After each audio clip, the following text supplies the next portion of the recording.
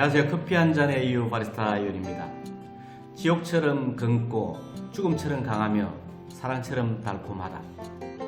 커피에 대한 특기의 속담입니다. 처음 아프리카에서 발견된 지명인 카파에서 유래된 커피는 처음에는 강한 각성 효과 때문에 힘을 의미했다고 합니다. 아랍을 거쳐 유럽으로 전파되면서 프랑스에서는 카페, 영국에서는 커피로 불려지게 되었습니다. 오늘날 커피가 어떻게 아프리카에서 유럽 대륙을 거쳐 전 세계로 전파하게 되었을까요? 오늘은 이 커피가 전 세계로 전파된 과정에 대해서 한번 알아보도록 하겠습니다. 아직도 커피 한 잔의 유료 구독자가 아니신 분들은 구독과 좋아요 버튼을 꼭 눌러주십시오. 여러분의 일상에 도움이 되는 그러한 채널이 될 수 있도록 항상 노력하겠습니다.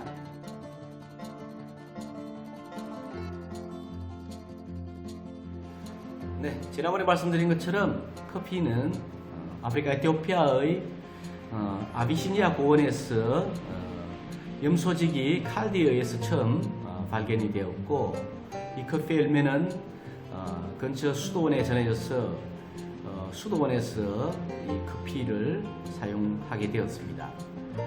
처음에는 주로 수도를 할 때 정신을 맑게 하는 각성 효과를 위해서 사용되었고, 이후에 다양한 용도로 발전했다고 합니다. 이렇게 최초로 발견된 아프리카에서 서아시아 지구로 커피가 전파가 되었는데요. 메카에서 인기가 있던 커피는 다른 이슬람 도시로 빠르게 전파되었습니다. 그런데 신경을 자극하는 성질 때문에 커피를 마시는 것이 한동안 금지되기도 했었습니다. 그런데 오스만 제국 때에는 이스탄불의 최초의 카페인 가누스 카프베라는 카페가 만들어지기도 했습니다. 커피를 처음으로 재배하게 된 곳은 아라비아의 예멘입니다. 이 신기한 붉은 열매에 대한 소문은 시간이 지나면서 홍해에서 아라비아 예멘으로 퍼져나갔습니다. 그래서 처음으로 이 커피 나무를 예멘에서 재배하기 시작을 하게 된 것입니다.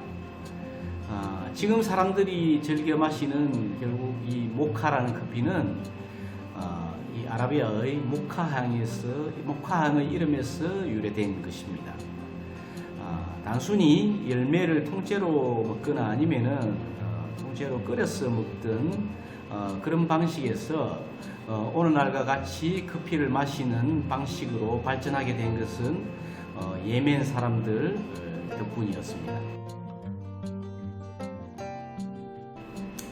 네, 예멘 모카항을 거쳐 유럽으로 전파하게 된 이 커피가 다양한 음료로 발전한 것은 결국은 유럽 사람들이 발전시켰습니다.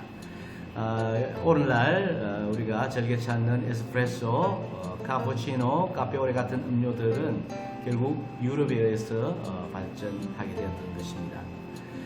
그만큼 유럽인들은 다양하게 커피를 마시기 시작을 했고, 의사가 진료를 하면서 커피에 우유를 타기 시작했습니다. 그리고 값비싼 설탕을 커피에 넣어 커피 맛을 살린 것은 루이 16세였습니다. 카페도 줄줄이 생겨나기 시작했고, 유럽 이탈리아에서는 유럽 최초의 카페가 생겼고, 1720년에 생긴 플로리안이라는 카페는 아직도 가장 오래된 카페로 존재하고 있습니다.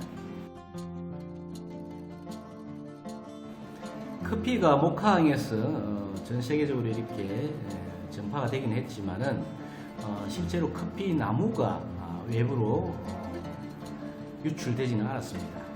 그랬는데 이 커피 나무를 네덜란드 상인에 의해서 빼돌려져 가지고 당시 식민지였던 인도네시아 자바 섬에서 커피 나무를 재배를 성공시켰습니다.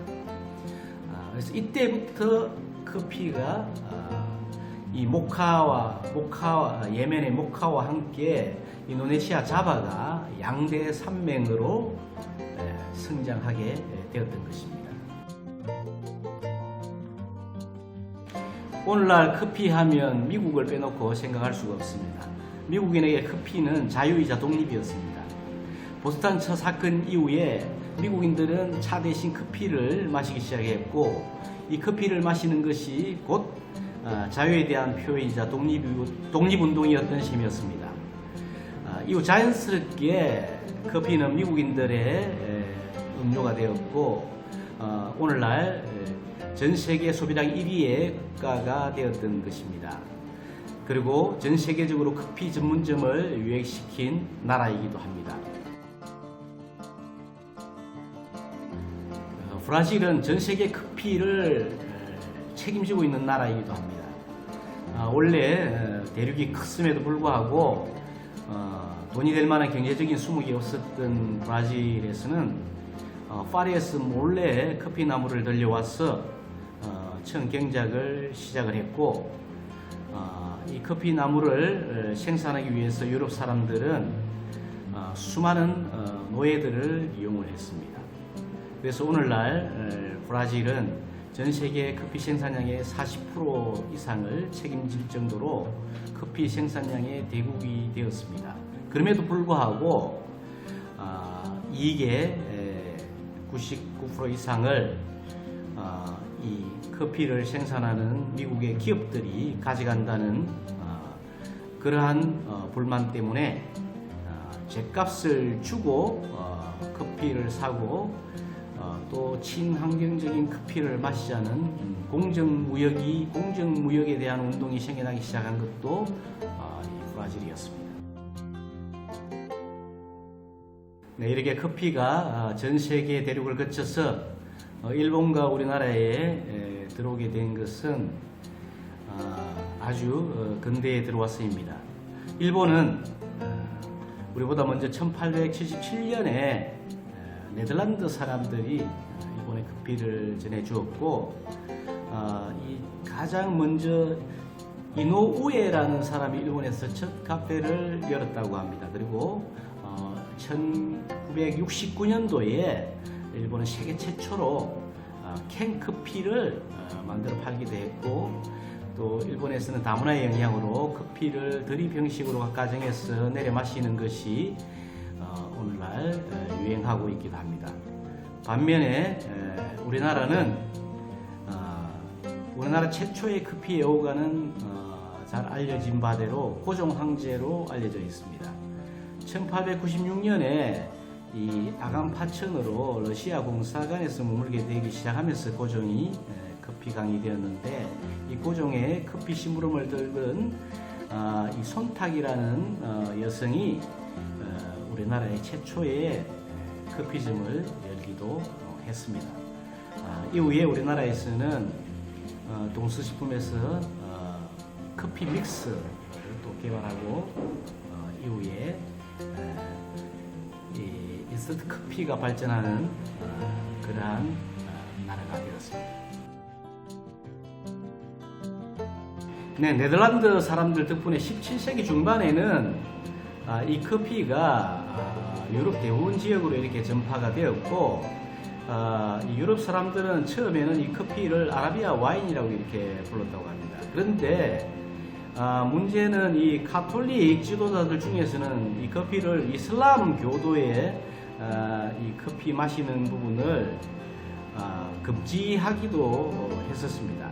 그런데 이 교황이 커피 맛을 보고 반해서 이 커피를 그리스도교 교도의 음료라고 이렇게 선포를 하면서 이 커피는 유럽 전역으로 빠르게 확산이 되었고, 오늘날 전 세계 지구인들의 사랑을 받는 그러한 음료로 발전하게 되었던 것입니다.